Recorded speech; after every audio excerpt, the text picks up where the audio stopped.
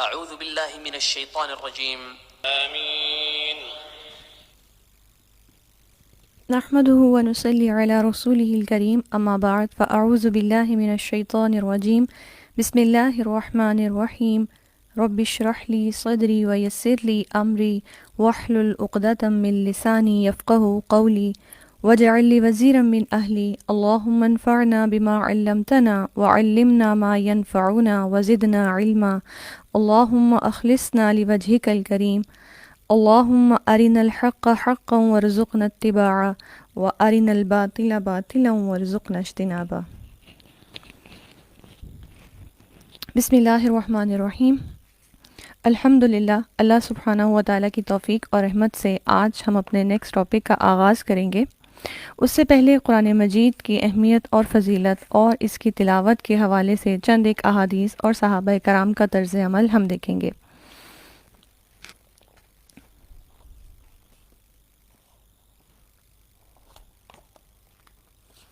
نبی صلی اللہ علیہ وسلم نے فرمایا، یہ حدیث سیدنا عبداللہ بن مسعود رضی اللہ عنہ سے روایت کردہ ہے کہ آپ صلی اللہ علیہ وسلم نے فرمایا، جو شخص یہ پسند کرتا ہو کہ وہ اللہ اور اس کے رسول صلی اللہ علیہ وسلم سے محبت کرے، اسے چاہیے کہ وہ قرآن مجید کی تلاوت کرے.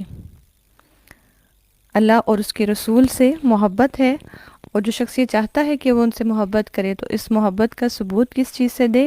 اسے چاہیے کہ وہ قرآن مجید کی تلاوت کرے. ہم نے کل چند ایک صحابہ کے بارے میں پڑھا کہ جن کے بارے میں نبی کریم صلی اللہ علیہ وسلم نے خاص طور پر ذکر فرمایا کہ جو کوئی تلاوت اور قرآن مجید کو سیکھنا چاہتا ہے، اس طرح سے پڑھنا چاہتا ہے جیسا کہ وہ نازل کیا گیا، تو انہیں ان صحابہ کرام 4 لوگوں کے نام لیے گئے کہ چاہیے کہ ان سے علم حاصل کرے. انہی میں سے ایک سیدنا معاذ بن جبل ہیں، جن کے بارے میں آتا ہے کہ وہ اہل علم میں سب سے آگے رہنے والے اور حلال و حرام کا سب سے زیادہ علم رکھنے والے تھے. آپ صلی اللہ علیہ وسلم کا ارشاد کہ 4 لوگوں سے قرآن کا علم حاصل کرو، ابن مسعود سے، ابی بن کعب سے، معاذ بن جبل سے، اور ابو حذیفہ کے آزاد کردہ غلام سالم رضی اللہ عنہم سے. سیدنا انس بن مالک رضی اللہ عنہ فرماتے ہیں کہ عہد رسالت میں 4 اصحاب نے قرآن جمع کیا، اور یہ چاروں لوگ انصاری صحابہ تھے، جن میں سے حضرت ابی بن کعب، حضرت زید، حضرت معاذ بن جبل اور ابو زید رضی اللہ عنہم تھے. سیدنا عمر بن خطاب رضی اللہ عنہ فرمایا کرتے تھے کہ عورتیں معاذ بن جبل جیسا بیٹا پیدا کرنے سے عاجز آ گئی ہیں. آپ اس قدر عبادت اور ذکر اور تلاوت کیا کرتے تھے کہ اپنی وفات کے وقت بھی آپ اس وجہ سے رو رہے تھے کہ اب میں ذکر کی مجالس میں اس طرح سے نہیں بیٹھ سکوں گا. مرض الموت میں فرمانے لگے، اے اللہ، تیری عزت کی قسم، میں تجھ سے بہت محبت کرتا ہوں، میں ہمیشہ تجھ سے ڈرتا رہا ہوں اور آج تیری رحمت کا امیدوار ہوں. اے اللہ، بلا شبہ تیرے علم میں ہے کہ دنیا میں میرے رہنے کی جو میری چاہت ہے وہ اس بنا پر نہیں کہ میں یہاں نہریں کھودوں یا درخت لگاؤں، بلکہ یہ اس وجہ سے ہے کہ میں تیرے ذکر کی مجالس قائم رکھنا چاہتا ہوں. آپ فرمایا کرتے تھے کہ ذکر الہی سے بڑھ کر کوئی بھی عمل ایسا نہیں ہے جو آدمی کو اللہ کے عذاب سے نجات دلا دے. لوگوں نے پوچھا کہ جہاد فی سبیل اللہ بھی نہیں؟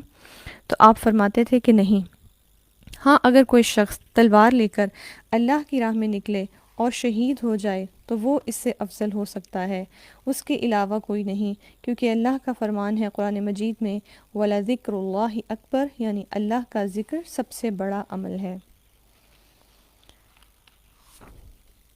احمد بن حرب تابعی ہیں، جن کے بارے میں رحمہ اللہ یہ فرماتے ہیں کہ میں نے 50 سال تک اللہ کی عبادت کی، اور میں نے تب تک عبادت میں مٹھاس محسوس نہیں کی جب تک کہ میں نے 3 چیزوں کو ترک نہیں کر دیا.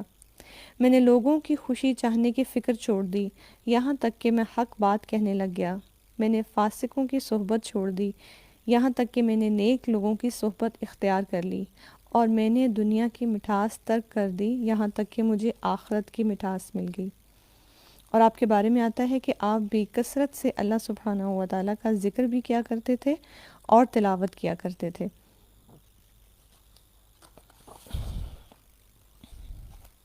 حاملین قرآن کے حوالے سے حضرت فضیل بن عیاض رحمہ اللہ فرماتے ہیں، حامل قرآن کا یہ وصف ہونا چاہیے کہ وہ مخلوق میں سے کسی کے پاس بھی اپنی حاجت یا ضرورت لے کر نہ جائے، بلکہ اسے اپنی ضروریات کے لیے اللہ سبحانہ و تعالیٰ کی طرف رجوع کرنا چاہیے۔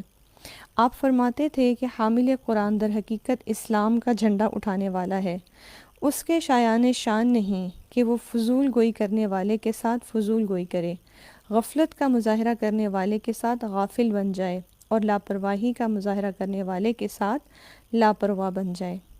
آپ فرمایا کرتے تھے کہ قرآن مجید کو اللہ سبحانہ و تعالیٰ نے اس لیے نازل کیا کہ اس پر عمل کیا جائے، یعنی اس کے حلال کردہ امور کو حلال اور اس کے حرام کردہ امور کو حرام سمجھا جائے۔ گویا اس سے مراد ان کی یہ تھی کہ اس پر صرف اس کی تلاوت یا اس کی قرأت پر اکتفا نہیں کیا جائے، بلکہ اس کے ساتھ ساتھ اس پر عمل بھی کیا جائے۔ سیدنا ابو سعید الخدری رضی اللہ عنہ بیان کرتے ہیں کہ میں نے رسول اللہ صلی اللہ علیہ وسلم کو فرماتے ہوئے سنا، 60 سال بعد ایسے برے جانشین آئیں گے جو نمازیں ضائع کریں گے، خواہشات کی پیروی کریں گے، پھر جلد ہی گمراہی کے انجام سے دوچار ہوں گے۔ ان کے بعد ایسے ناخلف لوگ آئیں گے جو قرآن تو پڑھیں گے، ناخلف لوگ آئیں گے جو قرآن تو پڑھیں گے لیکن وہ ان کی ہنسلیوں سے آگے نہیں جائے گا، اور قرآن کو 3 قسم کے لوگ پڑھیں گے: مومن، منافق اور فاجر۔ راوی کہتے ہیں کہ میں نے ولید رحمہ اللہ سے پوچھا کہ یہ 3 لوگ کون ہیں؟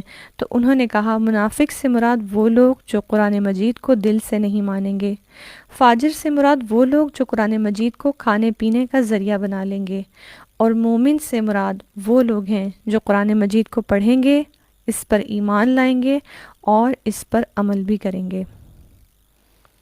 تو قرآن مجید کو پڑھنے والے بہت سے لوگ ہیں۔ انسان کی نیت بہت زیادہ اس میں میٹر کرتی ہے، اور نیت کے ساتھ ساتھ نیت کا اخلاص ہو تو عمل بھی پھر اس کی تصدیق کرتا ہے۔ اگر واقعی نیت کا اخلاص اللہ سبحانہ و تعالیٰ کی رضا ہے اور اللہ کے حکم کی تعمیل ہے، تو اس قرآن مجید کا پڑھنا انسان کے عمل سے ظاہر ہوتا ہے، اور اس کے لیے ضروری ہے کہ انسان نہ صرف اس کے ظاہری ادب آداب اور اس کے قواعد کو جانے، بلکہ اس کے ساتھ ساتھ قرآن کا فہم بھی حاصل کرے اور اسے اپنے عمل میں لانے کی کوشش کرے۔ اللہ سبحانہ و تعالیٰ قرآن مجید کے ان تمام حقوق کو ادا کرنے کی توفیق عطا فرمائے۔ ہم جو تجوید سیکھنے کی کوشش کر رہے ہیں، اللہ تعالیٰ ہماری اس کوشش میں اپنی رحمت اور برکت شامل فرمائے۔ قرآن مجید کو تجوید کے ساتھ پڑھنا یہ قرآن کا صرف یہی ایک حق نہیں ہے، بلکہ قرآن کے تقریباً 5 حقوق بتائے جاتے ہیں، جن میں سے یہ دوسرا حق ہے۔ پہلا حق قرآن مجید پر ایمان لانا کہ یہ اللہ سبحانہ و تعالیٰ کا کلام ہے، اور دوسرا حق کیا ہے کہ قرآن مجید کو اس طرح سے پڑھنا جیسا کہ وہ نازل کیا گیا۔ اس حوالے سے ہم چند بنیادی قواعد کو سیکھنے کی کوشش کر رہے ہیں، اور انشاءاللہ تعالیٰ اس کی پریکٹس اور اس کی بار بار مشق کرنے سے اللہ تعالیٰ ہمارے لیے اس عمل کو آسان بھی فرمائیں گے، اور ہماری زبان کو ان الفاظ پر ان کی صحیح ادائیگی کے ساتھ عبور بھی حاصل ہوگا۔ جی، ایک مختصر سا ٹاپک آج ہم دیکھیں گے کہ جس کا تعلق بیسیکلی مخارج سے ہے بہت زیادہ، اور اب اس کو پڑھنے سے ہمیں مخارج کو سیکھنے کی اہمیت مزید واضح ہو جائے گی۔ یہ ٹاپک کیا ہے؟ لحن اور اس کی اقسام۔ لحن یہ ورڈ ہے، لحن اور اس کی اقسام۔ لحن کیا ہوتا ہے؟ ہم دیکھتے ہیں کہ اس کا لغوی ڈکشنری میننگ کیا ہے۔ لغت میں اس کا معنی دیکھا جائے تو غلطی کو لحن کہتے ہیں، لیکن علم تجوید میں اصطلاح میں اس کا معنی کیا ہوتا ہے؟ قرآنی حروف کو قواعد تجوید کے خلاف اور غلط پڑھنا، یہ ہے لحن۔ قرآن کو اس طرح سے پڑھنا کہ جیسا کہ وہ نہیں پڑھا جانا چاہیے، جیسا کہ اس کا حق نہیں ہے کہ اس کو پڑھیں۔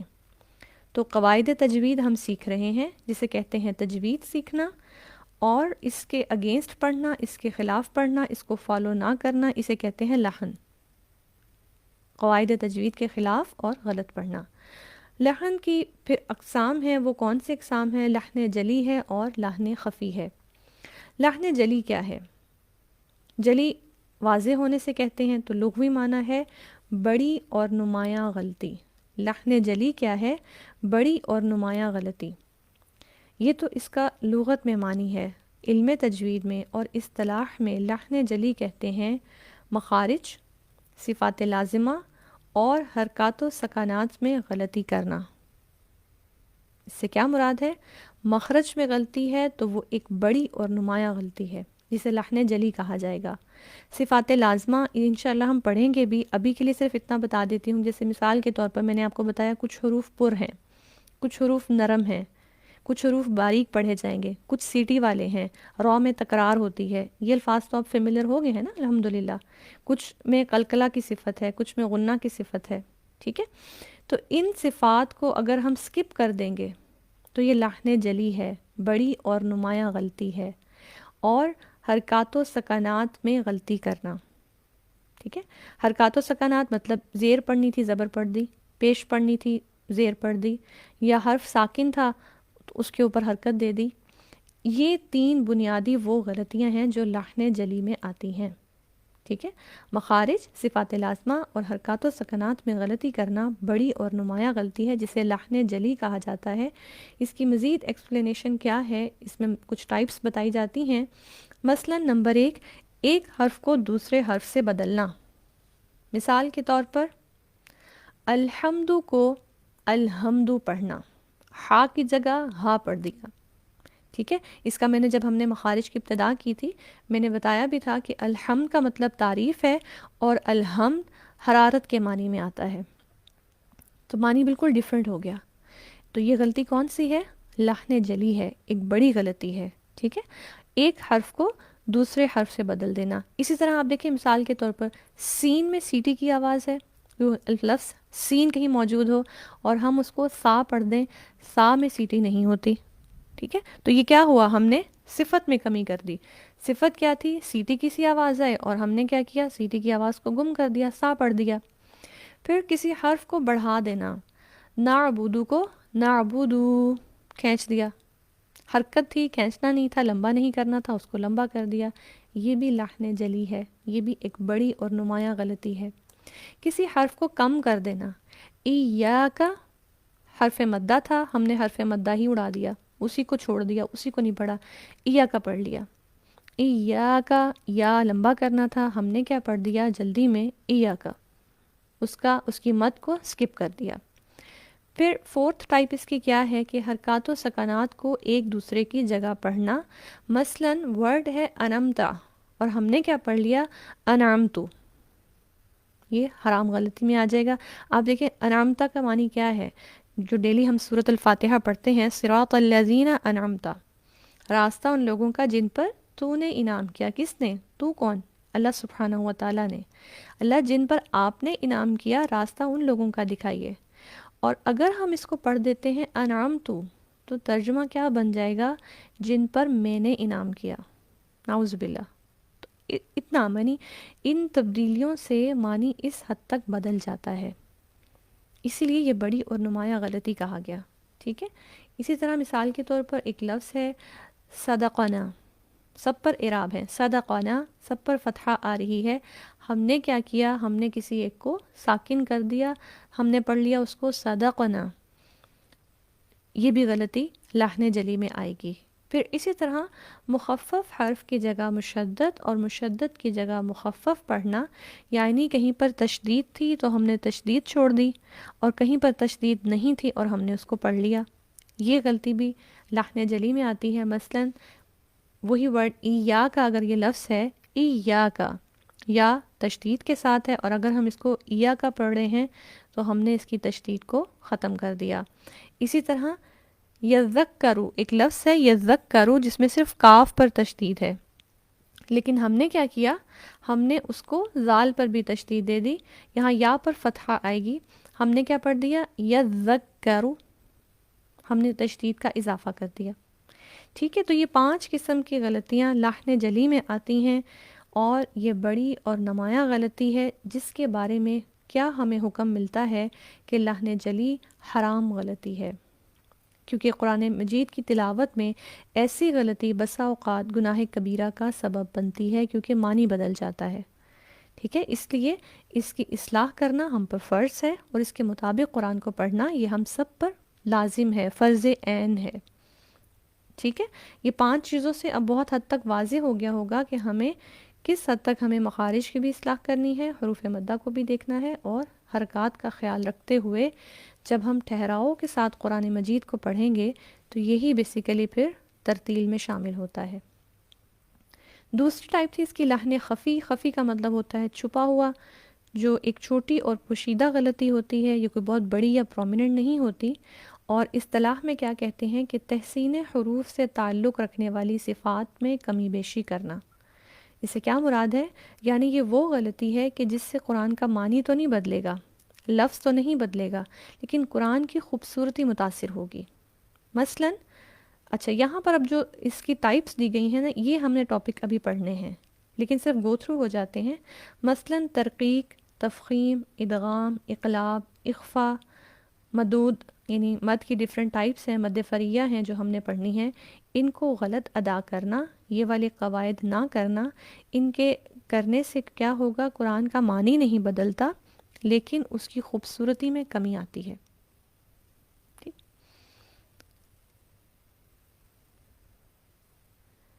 اس کے بارے میں کیا حکم ہے؟ لحن خفی کا حکم یہ ہے کہ یہ مکروہ ہے. یہ حرام درجے کی غلطی نہیں ہے، یہ مکروہ ہے، لیکن اس کا مطلب یہ نہیں کہ پھر ہم یہ کر سکتے ہیں. اس سے بچنا بھی ضروری ہے تاکہ تلاوت قرآن مجید کی عبادت کو کامل صحت کے ساتھ ادا کیا جائے. تو پہلا درجہ کیا ہے کہ ہم لحن جلی پر فوکس کریں، اس کو ختم کریں، اور پھر اس کے ساتھ ساتھ لحن خفی کو بھی ہم نے ختم کرنا ہے کہ یہ بھی ہماری غلطی نہ ہو، تاکہ قرآن کو بہترین انداز میں اس کا پورا حق دیتے ہوئے پڑھنے کی کوشش کی جائے. تو وہ غلطیاں بھی کہ جن کے کرنے سے معنی بدلے گا حرام درجے کی ہیں، اور وہ غلطیاں بھی جن کا تعلق قرآن کی خوبصورتی سے ہے، ان میں بھی اصلاح کرنی ہے تاکہ قرآن مجید کی تلاوت کرنا جو ایک عبادت ہے، یہ عبادت احسان کے درجے پر ہو، بہترین درجے پر کی جائے. تو یہ تھا لحن اور اس کی اقسام اور اس کے بارے میں حکم. اب ہم دیکھ لیتے ہیں کہ تلاوت کے مراتب کیا ہیں. اس کو شارٹلی لاسٹ ٹائم ہم نے ڈسکس بھی کر لیا تھا، ایک اس کی ٹائپ رہ گئی تھی، اس کو بھی ہم دیکھ لیتے ہیں. تلاوت کے 4 طرح کے بیسک طریقے ہیں جن سے تلاوت کی جاتی ہے. مراتب کا مطلب درجے ہیں اور پیٹرنز ہیں کہ جن پر عموماً کی جا رہی ہوتی ہے تلاوت، جس میں سب سے پہلے ہے تحقیق. تحقیق کیا ہوتا ہے کہ قرآن مجید کی تلاوت انتہائی ٹھہراؤ اور صفائی کے ساتھ کرنا. انتہائی ٹھہراؤ، اور عموماً یہ تب کیا جاتا ہے جب شاگردوں کو پڑھایا جاتا ہے. یعنی کہیں بھی اگر کسی کو قرآن پڑھنا سکھایا جاتا ہے تو جو ابتدائی سٹیپ لیا جاتا ہے وہ کیا ہوتا ہے کہ ایک ایک لفظ کو بہت ٹھہر ٹھہر کر آرام آرام سے پڑھنا کہ سننے والے کو ہر بات سمجھ آ جائے. ٹھیک ہے، اسے کہتے ہیں تحقیق. دوسری ٹائپ کون سی ہے؟ ترتیل. ترتیل کیا ہے؟ قرآن مجید کی تلاوت ٹھہر ٹھہر کر کرنا. اس میں اتنا ٹھہرنا نہیں ہوتا جتنا تحقیق میں ہے. تحقیق میں زیادہ ٹھہرنا ہوتا ہے. آپ یوں سمجھیں جیسے ایک ایک لفظ کو بھی بسا اوقات الگ الگ پڑھ کر سکھایا جاتا ہے. مثلا اگر ہم تعوذ اور بسم اللہ کو ہی دیکھیں، بسم اللہ اتنا پڑھ لیا، پھر الرحمہ یہ پڑھ لیا، اور پھر الرحیم سیپریٹلی پڑھ کے الحمد للہ رب العالمین، یوں. اسے کہتے ہیں تحقیق. جبکہ ترتیل میں اتنا رکنا نہیں ہوگا، لیکن بہرحال تلاوت جو ہوگی اس میں ایک ٹھہراؤ ہوگا، اور پوری جو اس کے قواعد ہیں، مد ہے، غنہ ہے، قلقلہ ہے، ہر چیز کو بہترین انداز میں کیا جائے گا. تیسرا مرتبہ کیا ہے؟ حدر. حدر میں کیا ہوتا ہے؟ قرآن مجید کی تلاوت تیز تیز کرنا. اس سے مراد یہ نہیں ہے کہ قواعد چھوڑ دیے جائیں گے، قواعد کا ہی خیال کرتے ہوئے نارمل کی نسبت تھوڑا تیز سپیڈ میں پڑھنا، جیسا کہ عموماً تراویح میں قرآن پڑھا جاتا ہے. ٹھیک.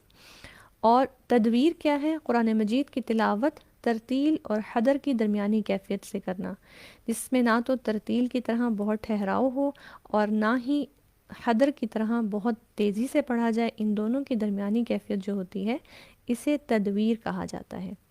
تو یہ تلاوت کے 4 مراتب ہیں: تحقیق، ترتیل، حدر اور تدویر. اللہ سبحانہ و تعالی ہمیں اس علم کے بہترین حصے پر عمل کرنے کی توفیق عطا فرمائے. انشاءاللہ اب یہ ٹاپک جو ہے مخارج کا، آج اس کو اچھے سے اگین ریوائز کیجیے گا. آج بھی اس کا ایک طرح سے سمجھ لیں کہ ریویژن ڈے ہے، اور پھر اس کے ساتھ یہ جو لحن اور تلاوت کے مراتب پڑھے ہیں ان ٹاپک کو یاد کیجیے گا اور مخارج کو ریوائز کیجیے گا. انشاءاللہ کل ہماری آج بھی ہوگی اور کل بھی اسی حوالے سے گروپ میں ہماری تطبیق انہی ٹاپکس کے اکارڈنگ ہوں گی۔ بارک اللہ لی و لکم، سبحانک اللہم و بحمدک، اشہد ان لا الہ الا انت، استغفرک و اتوب الیک۔ اللہم احسن عاقبتنا فی الامور کلہا واجرنا من خزی الدنیا وعذاب الآخرہ۔ سبحان ربک رب العزت عما یصفون وسلام علی المرسلین والحمد للہ رب العالمین۔ الہی آمین ثم آمین۔ السلام علیکم ورحمۃ اللہ وبرکاتہ۔